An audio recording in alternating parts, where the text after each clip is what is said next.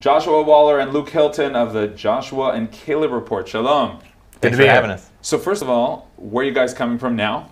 From Har Bracha. Har Bracha is where you guys live? That's where we're based out of. Yeah. So first of all, so we understand the whole picture. Where are you guys originally from? Tennessee. Tennessee. Yeah, in Virginia, yeah. In Virginia.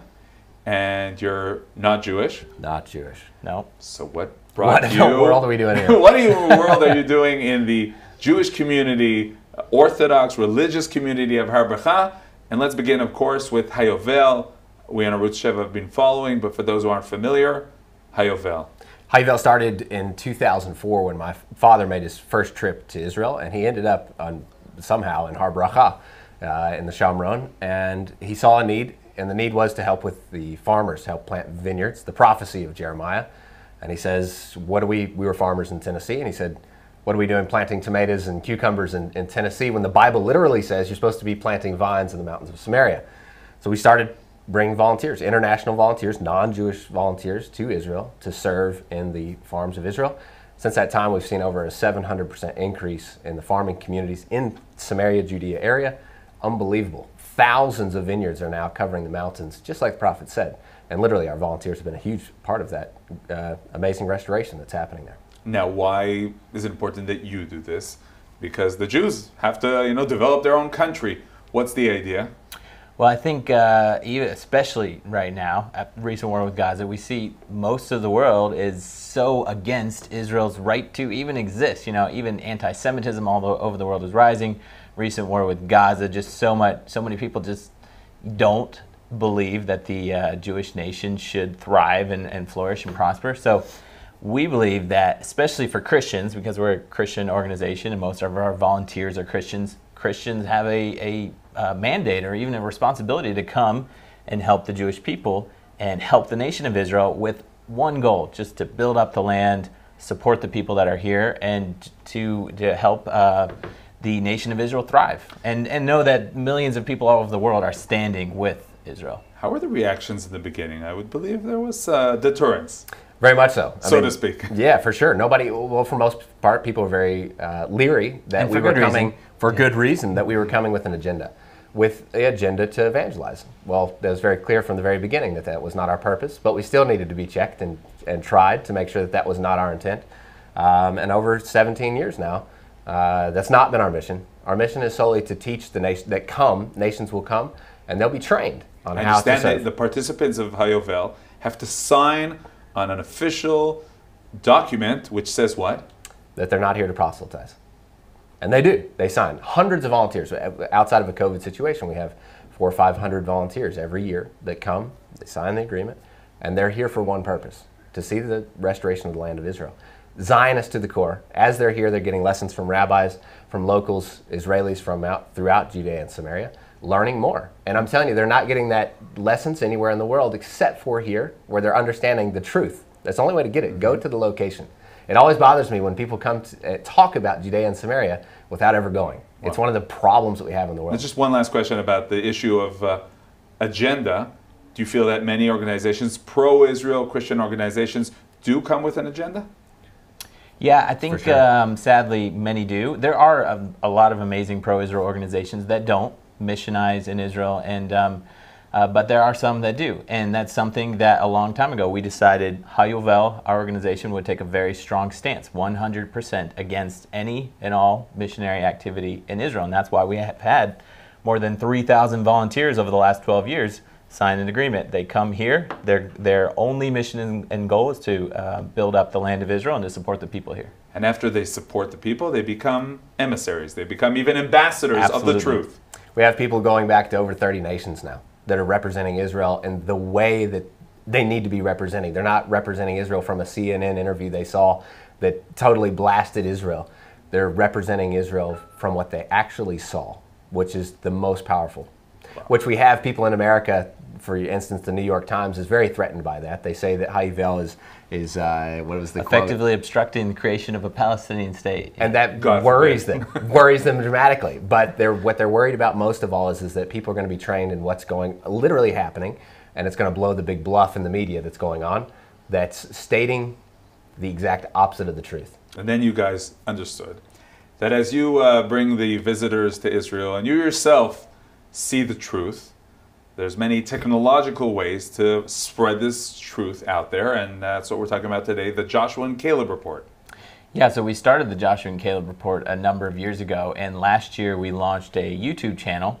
And over the last few months, we do a show, 30-minute show every week, comes out on Wednesdays. And basically, it's from the heartland of Israel to Christians all over the world, of boots on the ground, what's really happening here, and why you should know about it, and why you should be connected and know how to support. A few months ago, we decided that we could also get out of the studio and drive around Samaria, because that's where we are. We went to 2 Palestinian villages, Rawabi and Tur Messiah, well-known villages, and we just recorded what we saw and we uploaded it to YouTube, and it just hit something and went completely viral. So since then, we've been doing more and more things like that. The story of the Tepuach Junction terrorist attack, we went to the places, we followed the trails of the terrorists through Arab villages, different things, and that's just the goal. I understand that just this week you recorded some sort of bluff, riots that were staged. So on my way back from Jerusalem here, and I passed a riot right outside of Nablus, close to where we are. I jumped out of the car, like, what's going on? And I just sat there for an hour. I just observed this riot. Literally, after a few minutes, I realized that the whole thing was a staged skit, completely staged. I looked at the news and realized that Abbas had actually called for the riot, and that they were all sitting out there. The media was all staged. They were throwing rocks into a road that there were no IDF soldiers. Ambulances were making circles into the riot, of picking up people that were not injured. Or getting up, falling down, we getting saw up, literally people that were falling down. Nothing had happened. Literally, I have it on camera. They fall down, the medics all run over to them, they pick them up, they put them in an ambulance. Nothing happened. It's completely a skit. So that's what we're talking about. We're talking about people listening to media that is completely fabricated lies. No one else is doing it. Like Josh was saying, he saw the media lined up along the road capturing the staged riot, but none of them are actually turning the camera around to show what's really happening. So that's what we're there to do, is turn the camera around and actually find out what's really going on in the heartland of Israel. So you guys feel that that's the war where Israel is not yet winning and not yet victorious, the war of agenda, the war of PR, Hasbara, as you say in Hebrew?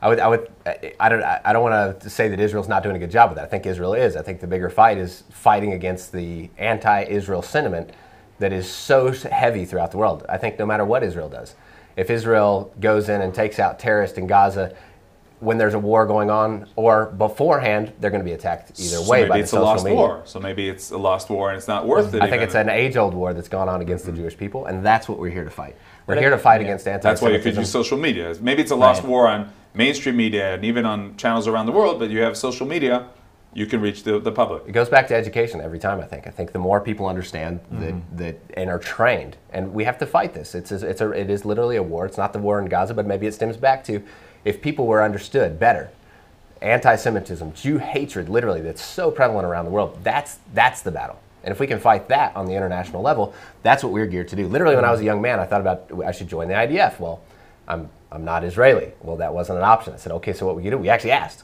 can we join the IDF? I was young. I was 18. I thought, well, that's what everybody does here. It'd be cool. I thought it would be great. Well, you can't. You're not Jewish. That's something that, an honor of a Jewish person to be able to serve in the IDF. When I realized I couldn't do that, I said, what can I do? I said, we can fight on the level that you just mentioned, on the international stage. We can fight the anti-Israel bias that's coming out against Israel constantly, and literally since Luke and I were 18 years old, we're both nearly 30 now, I'm 30, have been fighting this battle that you mentioned since that time.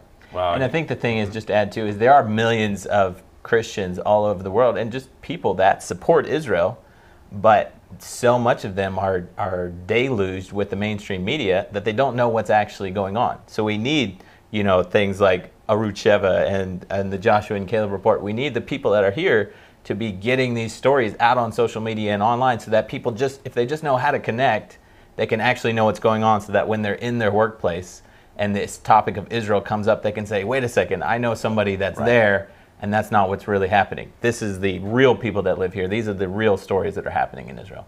Okay, guys, you're awaiting the opening of the skies, I believe. That's right. You're ready for the groups? We're Lord willing. Bezrat Hashem, as they say here. Yeah, we have volunteers signed up already, just waiting. We're just waiting for Israel to open the waiting. borders. You guys worked with Israelis so far, right? You've seen you with the Bitronistim and many groups. But you're waiting your friends from around the world to come. we have farmers buying combines and trying to get ready for a whole year already. We had a big season already, but we're waiting. Yeah. Hopefully the skies will be opening soon, and volunteers becoming. Literally, we do have many volunteers ready to come. Anybody watching this, hey, as soon as the skies open, That's right. it's time to come. Farmers need help. Okay, Joshua Waller and Luke Hilton, the Joshua and Caleb Report. Thank you very much. Thanks for Good to having be us. here.